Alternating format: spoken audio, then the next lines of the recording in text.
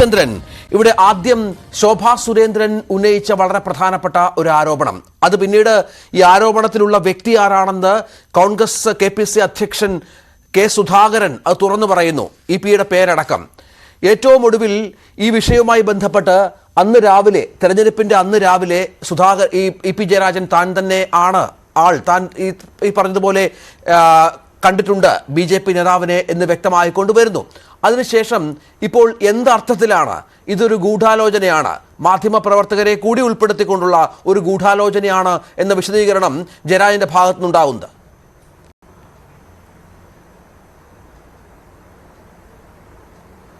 ജയരാജന്റെ ഭാഗത്തുനിന്ന് ഉണ്ടാകുന്ന എന്താണെന്നുള്ളത് നമ്മൾ കേരളത്തിൽ കണ്ടുകൊണ്ടിരിക്കുകയല്ലേ ഇപ്പോൾ ഈ ദിവസങ്ങളിലൊക്കെ. അദ്ദേഹത്തിന് ഈ വിഷയത്തിലേക്ക് 25-ാം തീയതി എന്തിനാണ് വലിച്ചെടുത്തത് എന്നുള്ളതാണ് അദ്ദേഹം ചോദിക്കുന്നത്.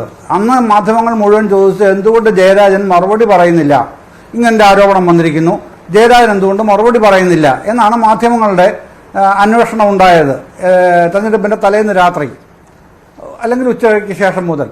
അപ്പോൾ അതിന് മറുപടി പറയുക എന്നുള്ള സ്വാഭാവികമായ ഉത്തരവാദിത്വമാണ് താൻ നിർവഹിച്ചത്. ഇതാണ് അതിൻ്റെ നിലപാട്. അത് മാധ്യമങ്ങൾ ഉണ്ടാക്കിയ ഒരു അജണ്ട തന്നെയാണ്. അതാണ് താൻ മറുപടി പറഞ്ഞത്. ഈ നിലപാടാണ് അദ്ദേഹം ഇന്ന് വ്യക്തമാക്കുന്നത്.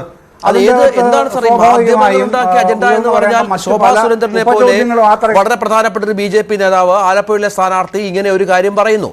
KPCC അധ്യക്ഷൻ പേര് തുറന്നു പറയുന്നു, KPCC അധ്യക്ഷൻ ആരാണെന്നുള്ള പേര് തുറന്ന് പറയുന്നു. സ്വാഭാവികം മറുപടി പറയണം എന്നുള്ളത് ശരിയാണ്, പക്ഷെ അതിന് മാധ്യമങ്ങളുടെ പേര് കൂടി വലിച്ചിഴക്കുകയാണ്, ഗൂഢാലോചന എന്ന് പറയുകയാണ്. അതിൻ്റെ ഒരു അർത്ഥം എന്താണെന്നുള്ളതാണ്. കാരണം CPM-കാർക്ക് പോലും ദഹിച്ചിട്ടില്ല അന്ന് രാവിലെ സുധാകരൻ വന്ന് മാധ്യമങ്ങളോട് താൻ കൂടിക്കാഴ്ച നടത്തി എന്ന് പറയുന്നത്. അത് തെരഞ്ഞെടുപ്പിനെയൊക്കെ ഏതൊക്കെ തരത്തിൽ സ്വാധീനിച്ചു എന്നുള്ളത് ജൂൺ 4-ന് അറിയാം.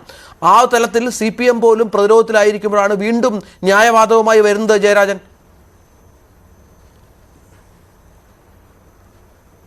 അല്ല, അത് CPM-ന്റെ ദഹനകരണത്തെ സംബന്ധിച്ച് നമ്മൾ വേവലാതിപ്പെടേണ്ടത്, അതവർ തീർക്കട്ടെ. പക്ഷെ പ്രശ്നം, അടിസ്ഥാന പ്രശ്നം എന്താണ് വന്നത്? ദല്ലാൽ നന്ദകുമാർ ഇതുമായിട്ട് രംഗത്ത് വരികയാണല്ലോ.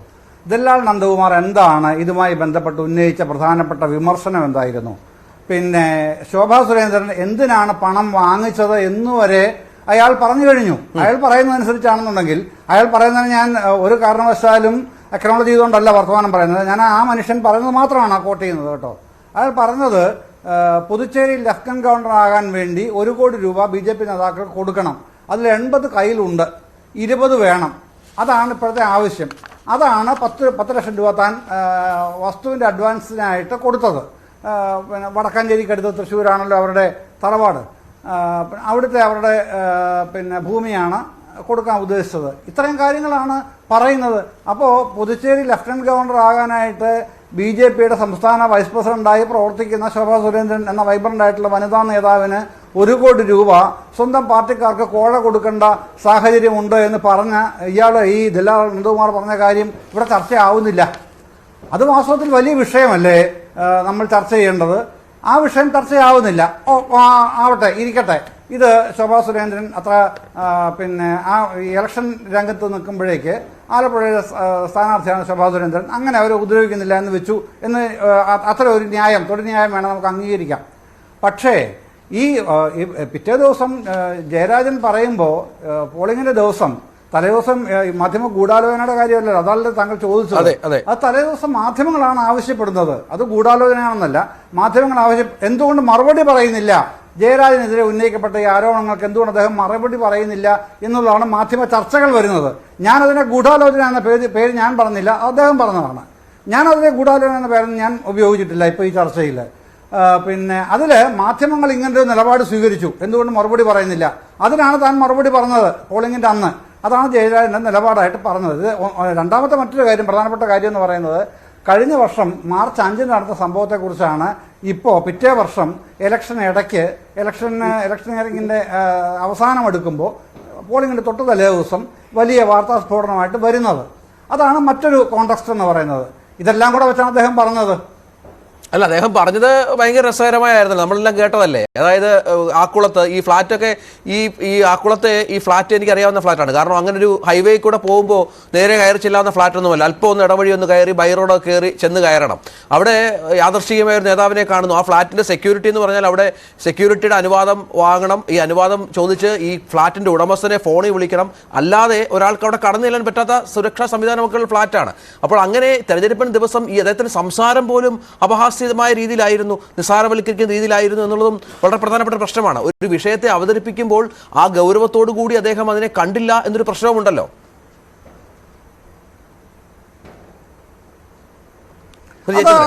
പറയാം, അങ്ങനെ ന്യായമായിട്ടും താങ്കൾക്ക് പറയാനുള്ള എല്ലാ ഉത്തരവാദിത്വം ഉണ്ട്. ന്യായമാണ്, താങ്കളുടെ ആ നിലപാടും ന്യായമാണ്. പക്ഷേ ഇത് കഴിഞ്ഞ വർഷം മാർച്ച് 5 നടന്നൊരു കാര്യമാണല്ലോ, ഒന്നാമത്തെ കാര്യം.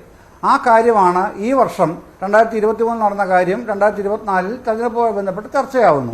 അപ്പോൾ ഈ പറഞ്ഞതുപോലെ ആക്കുളത്തെ ആ ഫ്ലാറ്റിൽ എന്നല്ല ഏത് ഫ്ലാറ്റിലാണെങ്കിലും ഉടമസ്ഥന് അനുവാദമില്ലാതെ നേരെ കയറി ചെല്ലാൻ കഴിയില്ല, നമുക്ക് എല്ലാവർക്കും അറിയാം. സ്വാഭാവികമായിട്ടും ഇ.പി. ജയരാജനോടും ഈ ദല്ലാൽ നന്ദകുമാർ ചോദിക്കാൻ ഇടയുണ്ട് എന്ന് തന്നെ വേണം വിചാരിക്കാൻ. ഞാൻ അങ്ങനെ വിചാരിക്കുന്ന ഒരാളാണ് കേട്ടോ, അതുകൊണ്ടാണ് പറഞ്ഞത്. പിന്നെ താങ്കൾ അവിടെയുണ്ട്, ഇ.പി. അവിടെ ഉണ്ടോ, ഉണ്ടെങ്കിൽ ഞാൻ അങ്ങോട്ട് വരികയാണ്, എൻ്റെ കൂടെ ഒരാളുമുണ്ട്. ഇപ്പം ന്യായമായിട്ടും അദ്ദേഹം മറുപടി പറഞ്ഞിരിക്കാൻ ഞാൻ പാർട്ടി മീറ്റിങ്ങിന് പോകാൻ ഇറങ്ങുകയാണ്, ഇത് ജസ്റ്റ് ഞങ്ങൾ വന്ന് കണ്ട് പൊയ്ക്കോളാം, ഉടനെ പൊയ്ക്കോളാം എന്നാവും മറുപടി പറഞ്ഞിട്ടുണ്ടാവുക. അതെൻ്റെ ഊഹം മാത്രമാണ് കേട്ടോ, ഞാനതെൻ്റെ ഒരു ഊഹമായിട്ട് തന്നെ അവതരിപ്പിക്കുന്നു. അങ്ങനെ ചെന്നു. അവിടെ ചെന്നപ്പോഴേക്കാണ് ജാവദേക്കറാണ് കൂടെ ഉണ്ടെന്നുള്ളത് അറിയുന്നത്. അവർ പിന്നെ സംസാരിക്കാനുണ്ടെന്നത്, എനിക്ക് സംസാരിക്കാനൊന്നുമില്ല, പാർട്ടി മീറ്റിങ്ങിന് പോവുകയാണ്, കഷ്ടിച്ച് 10 മിനിറ്റ് നിന്നു ഇറങ്ങി. ഇതാണല്ലോ അദ്ദേഹം പറയുന്നത്. സ്വാഭാവികമായിട്ടും അതിനകത്ത് പിന്നെ ഈ അത് മുൻകൂർ അറിയിച്ചിരിക്കാം, ഞങ്ങൾ ജാവദേക്കറാണ് വരുന്നതെന്നുള്ള ഒരുപക്ഷെ നന്ദകുമാർ പറഞ്ഞിരിക്കണമെന്നില്ല, എന്നാലും ഞങ്ങൾ അങ്ങോട്ട് വരുന്നുണ്ട് എന്നെങ്കിലും മിനിമം പറഞ്ഞിരിക്കണം. പക്ഷെ പ്രശ്നം വരുന്നത് എന്താണെന്നറിയാമോ? പ്രശ്നം വരുന്നത് ഇവിടെ ഇത് മുഖ്യമന്ത്രിയുടെ അറിവോടുകൂടിയാണ് ഇതൊക്കെ നടന്നിട്ടുള്ളത് എന്നാണല്ലോ വരുത്തി തീർക്കാൻ ശ്രമിച്ചത്.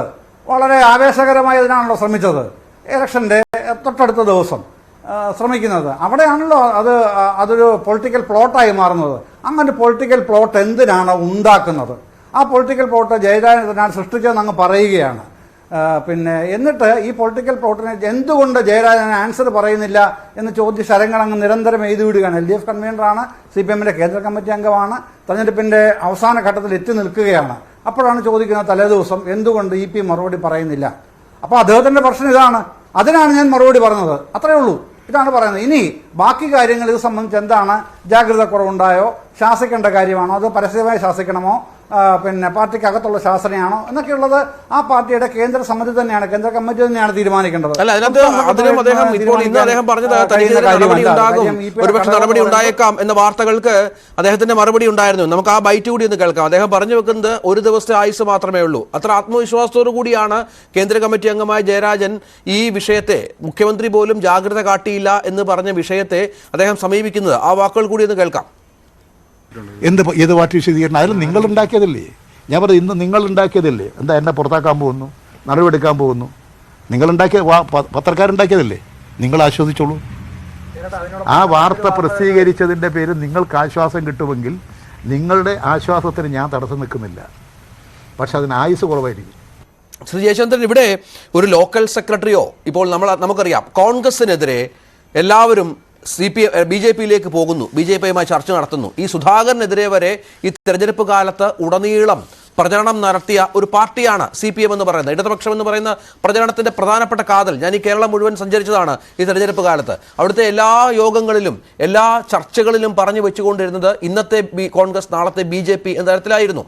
അവിടെയാണ് കേന്ദ്ര കമ്മിറ്റി അംഗം ഇത്തരത്തിലൊരു ചർച്ച നടത്തുന്നത് എന്ന് വളരെ പ്രധാനപ്പെട്ട കാര്യമാണ്. ഒരു ലോക്കൽ കമ്മിറ്റി അംഗം അല്ലെങ്കിൽ ഏരിയ കമ്മിറ്റി അംഗം കാണിക്കേണ്ട ജാഗ്രത പോലും കേന്ദ്ര കമ്മിറ്റി അംഗം കാണിച്ചില്ല എന്ന് പറയുമ്പോൾ അത് അദ്ദേഹം ഇപ്പോഴും പറഞ്ഞു വെക്കുകയാണ്, എന്തിന് നടപടിയെടുക്കണം തനിക്കെതിരെ, താന് എന്തിന്റെ പേരിലാണ്, മാധ്യമങ്ങൾക്കാണ് അവിടെയും കുറ്റം, അതിനും ഒരു ദിവസത്തെ ആയുസ് മാത്രമാണ് ബാക്കിയുള്ളത്. അപ്പോൾ അദ്ദേഹത്തിന് ആത്മവിശ്വാസമുണ്ട്, അല്ലെങ്കിൽ ആരോ ആ ആത്മവിശ്വാസം അദ്ദേഹത്തിന് പകർന്നു കൊടുത്തിട്ടുണ്ട്, നാളത്തെ സെക്രട്ടേറിയറ്റ് യോഗത്തിൽ ഒന്നും സംഭവിക്കില്ല എന്നുള്ളത്.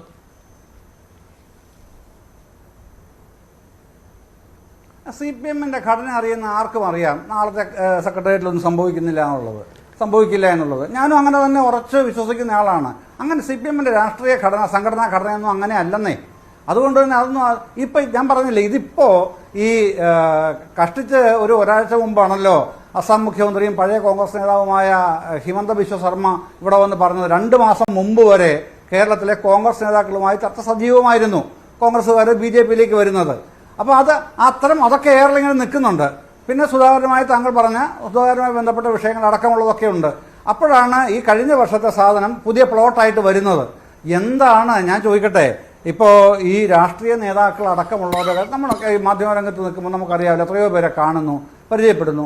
ഇപ്പോൾ ജാവദേക്കർ കേരള പ്രഭാരിയാണ്, കേരളത്തിൽ BJP-യുടെ സംഘടനാ ചുമതലയുള്ള ആ പാർട്ടി വളർത്താൻ ചുമതലപ്പെട്ട RSSന്റെയും BJP-യുടെ ഒക്കെ ആളാണ്.